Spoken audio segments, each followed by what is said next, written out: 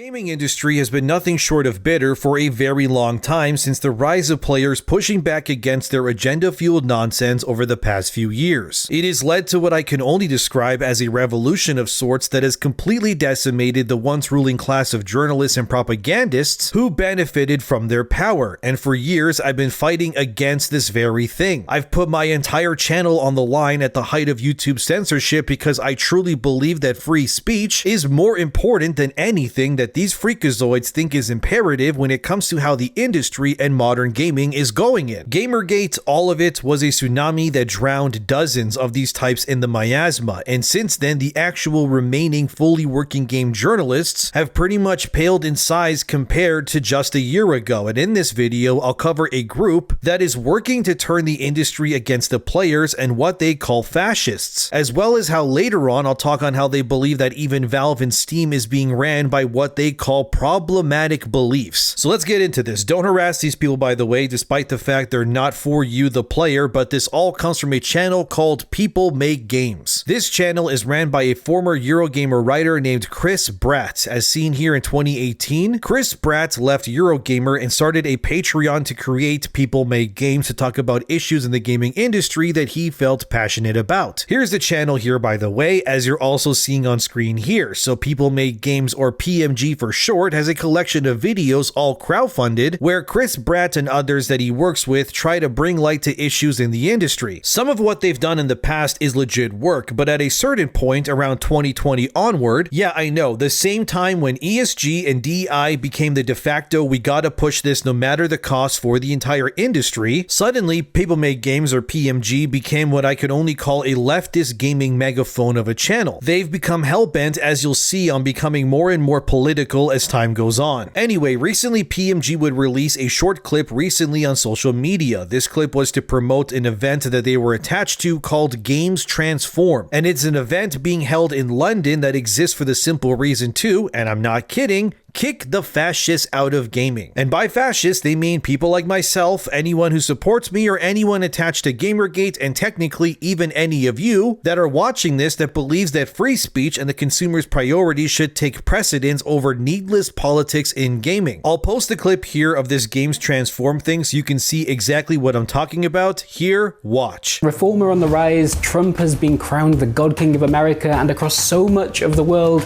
it feels like the far right have been able to very successfully position themselves as this necessary force of change for a broken system. And the system is broken, that bit's absolutely true, but the promises made by the likes of Farage or Maloney or Le Pen are just false. The great barrier between us and a better world isn't immigrants, it's inequality, it's hate-mongering, and increasingly, it's fascism.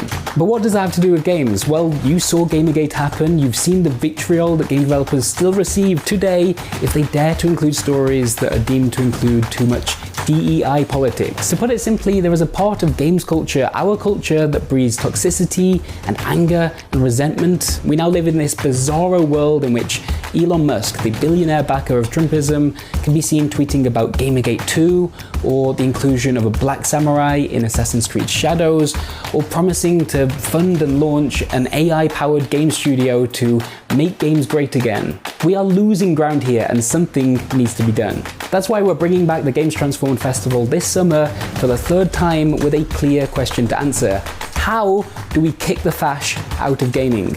This is going to be a two-day event held at Pelican House in London on the 11th and 12th of July. It's going to bring together game developers and players and political organisers and whoever else we can think to invite to puzzle over and answer this question.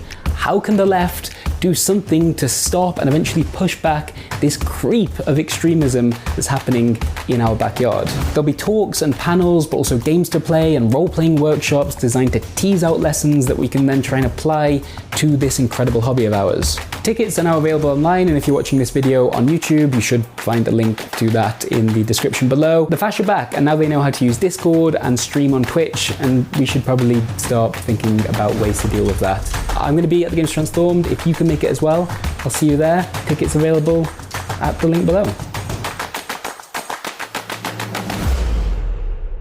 As you just saw, this game's Transformed is being brought back in July this year, and its entire mission statement is, as you heard it, to kick the fascists out of gaming for good. I can't believe we're actually here right now talking about this, but it's very clear that the game's journalists, who Chris Pratt was one of, and now left to basically become yet another documentary-style group similar to NoClip, or even other groups like Kinda Funny sort of, or Second Wind I guess, has decided to also go down this route. Shouldn't really surprise me considering, one, this Chris Pratt guy worked at Eurogamer, which as we already know is full of these activist types already. But what this event and having PMG spearheading this tells me is simply this: they do not want you nor I to have a voice in this industry or have any seats at the table either now or for the rest of time. They truly believe that anyone who doesn't parrot and agree with their belief system is a fascist far-right Yahtzee that must be excommunicated, blacklisted, and shamed into leaving the internet altogether. And the only way any of us are allowed to speak in these people's minds is if we all agree with them 100% of the time and parrot every single talking point that they do as well. So tell me exactly how this sort of push of wrong think versus right think is healthy for the industry exactly, especially right now, when the very talking points and belief systems people like Chris Pratt and PMG are pushing are the exact reasons why things like Gamergate were created to combat against from the very beginning. It was always about ethics in games journalism, and when the people charged with being ethical could no longer be trusted to do their jobs anymore, it then led to what has happened in the industry, and we're seeing plenty of games and developers pivoting and realizing that it was never the players who were trying to attack the studios, but in fact it was the so-called ethical journalist types that were the real ball and chain in this scenario that were actually holding them down. I could use examples like Lords of the Fallen. Remember how Marek Tymiński, the CEO of CI Games behind Lords, ran a poll about changing the body types in the character creator to male and female instead, and players, as you're seeing on screen, resoundingly voted yes to change body types to the only two genders. And it was a win. Lords of the Fallen changed that and they kept to their word. They released their big update and the game re-entered the top 10 global best-selling games on Steam almost 2 full years after it first released. It was a big celebration. People were happy. Finally, the game studios were listening to people on things. And yet the only people that had a problem with this change and such were of course the gaming journalist types. I did 2 videos on this Lords of the Fallen thing last month, and it got a lot of people talking and a lot of people mad on Twitter that I spoke about it in the first place. But when the journalists got angry, like this article from WCCF Tech, where they begrudgingly reported on how Marek Tymiński proved the modern audience was actually fake and all that actually mattered was the audience that has always been here, you know, you and me, they ran plenty of other hit pieces against Lords and Marek's developers, but ultimately their game came out stronger because of it and has flourished since. But you see, a change like what Lords of the Fallen did is bad in the eyes of, say, Chris Pratt and PMG, because in their opinion, giving players what they want is just grounds for supporting fascism, cause the developers at CI and Hexworks made with Lords was in their eyes of gaming parasites, a direct oppositional stance against their way of looking at things. They removed body types, but to these people saying only 2 genders exist is of course now problematic. Even more recently, I'm currently playing Tainted Grail: The Fall of Avalon, and that game I can confirm from its character creator also that it has its body types completely removed, and when you make your character it's just male or female and that's it. And I'm sure the usual types will get angry about this too when that game fully launches, but here's the thing: why is it bad to give players what they want? Isn't that what you want to do anyways? You're a company that makes games for commercial reasons. The literal entire point of you existing, besides making art of course, is making money and being employed to make more things in the future that hinges on how well your products do and how you connect with your fans. But if you were to listen to people make games and they're kicking the fascists out of gaming rhetorics, you should instead reject players' pleas and demands and continue giving more amorphous, genderless blob games in the future. Of course, since they released this video calling to arms against anyone who doesn't agree with them, like always, these usual types will fold immediately. As seen here, the game's Transformed Twitter page has its tweets protected already, because of course they do. Then Savvy, here's her Twitter page as seen here, who like always is not someone you ever want against you because her detective skills are of a superhuman nature, decided to look into PMG, Chris Pratt, and more, and ooh boy, let's get into what she found too. First of all, as we can see here, People Make Games makes almost $14,000 a month off their Patreon, even though they've only released 3 videos in the past 8 months. Damn dude, I wish I got paid over $10K a month to not produce anything really at all. That's a little suspicious, don't you think? They were also nominated a few years ago at the Game Awards for Creator of the Year, as you're also seeing on screen as well. Further proving yet again that these awards aren't really based on how well the content is you make, but simply who you know pretty much in the industry. They've also made videos about how the game industry must respond to the Palestine versus versus Israel war, as seen here from a user named Ramblings of a Filipino Nerd, where they said, it's also the same sort of mindset that leads to demands that the gaming industry must stand for a political cause, in which simply not talking about politics is seen as enabling the enemy, in which silence is complicity. Irrespective of Israel-Palestine, no one is obligated. Yeah, the fact is that I don't think the gaming industry has any need to speak about an ongoing war, because last time I checked, game developers are not in the business of causing actual wars or supplying, ammunition to soldiers, but making virtual game worlds instead. Like that Filipino Nerd user said, I think people like this Chris Brad of PMG is clearly someone who cannot, under any circumstances, really separate video games as an art form from their grifting-like over-politicization of how they view the world. Video games do not need to be overtly political. Sure, they can have political themes in them. I know Metal Gear Solid and Call of Duty do tackle these issues for sure, but I don't need Hideo Kojima to stare blankly into a camera or have Sam in Death Stranding say Israel versus Palestine, pick a side or else in Death Stranding 2. It just feels completely bizarre and weird to me, if you get what I mean. There's a tolerable amount of politics in games, but for these types, there can't be anything but politics in games for them. It has to be the focal point, the overarching conversation, and completely dwarf the art, graphics, or whatever else within these games. And if the games say conservatives are fascist devils, then it should be celebrated. Again, what annoys me about people like this is that they truly believe that their way of thinking should not only be accepted, but should also be the only way of thinking that is allowed. And that to believe anything else or question their integrity or motives just means that you too are a fascist, and this is why they're spearheading this event in London. And the goal of it is to bring together everyone who thinks the same and turn it pretty much into an echo chamber that will just end with those people just feeling even more validated in their opinions, and there's really no room for discussion or bias allowed there. It's just you either think like them or you will once you leave that event, because everyone around you will think and act the same way either way.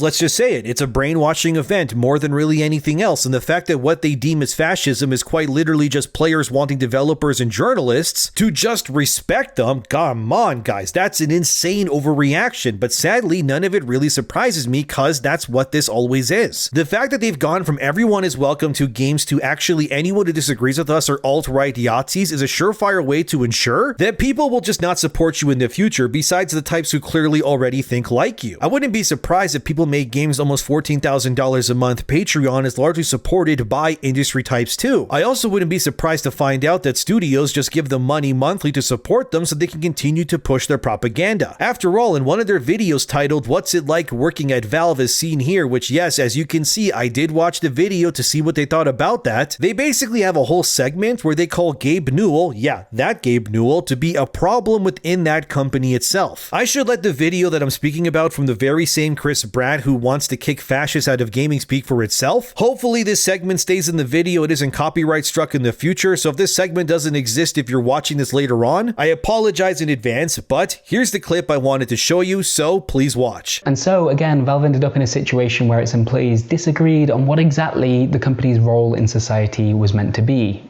And just like with the more recent BLM example, several employees have told me that ultimately it was Valve's leadership that made the final call. That was a decision that was, I wouldn't say unilaterally made by Gabe, but it's basically his libertarian political beliefs directing the flow of the company in a way that a number of the employees did not agree with.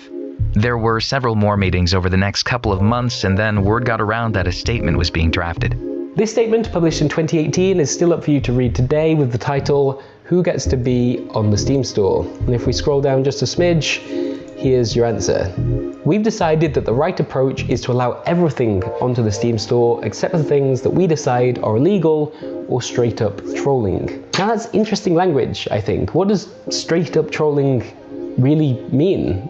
Here's what I think it might mean. Valve wanted to avoid the extremely difficult. And as you saw, PMG makes the claim that Steam is problematic because it is ran by Gabe Newell, who in their opinion has, and I quote, libertarian beliefs. I know not everyone watching is 100% political knowing themselves, so let me explain. In case you don't know, a libertarian is, as defined in the dictionary, an advocate or supporter of a political philosophy that advocates only minimal state intervention in the free market and the private lives of citizens, or a person who advocates civil liberties liberty. However, in the case of how activists usually see people who are libertarians, they are often frowned and looked down upon because being a libertarian is basically just as problematic as being a Republican or even a conservative, because to be libertarian means you don't necessarily align 100% with either left or right political leanings. You kind of just exist in the middle where you agree with some of what each side thinks, but you don't necessarily feel validated or even represented by either fully, and that's why they're also described as being supporters of civil liberty. I personally think most normal people in the world are likely libertarian themselves without even knowing it, and they likely find problems with both sides of the political spectrum. But like the PMG thing with the whole Palestine-Israel war stance and how the game industry must choose a side and advocate for it, so too should Steam in the eyes of Chris Bratt and PMG, because Gabe Newell, as I've covered in other videos on my channel already, he does not want Steam nor Valve to get political or get caught in the culture war, which is the right way to go about these things, because you're a storefront and you will do yourselves no favors by pandering to either which side of any argument. It's just best to stay politically neutral when it comes to such a place like Steam. In that same video, Chris Bratt brings up how Valve allows games they deem offensive to exist, like one game they show where a black man shoots cops and runs away from them, but the point is that Valve is simply doing what they've always done, which is they just don't get involved. And while of course PMG hates games like that black guy shooting cop simulator game, as they call it racist in the video, the point remains that if Valve starts selectively banning games like this, it will just open up more avenues for activists like Chris and more to get what they want by strong-arming Valve and others. But generally speaking, PMG would likely be happy once Gabe Newell would leave Steam finally one day, because like I said in another video, the only thing really keeping Valve and Steam from pretty much becoming an activism-led political hellscape that censors or bans games based on ideological preferences is that same libertarian-like viewpoint that Gabe Newell has right now. And I worry that if one day when Gabe and his guys all leave or,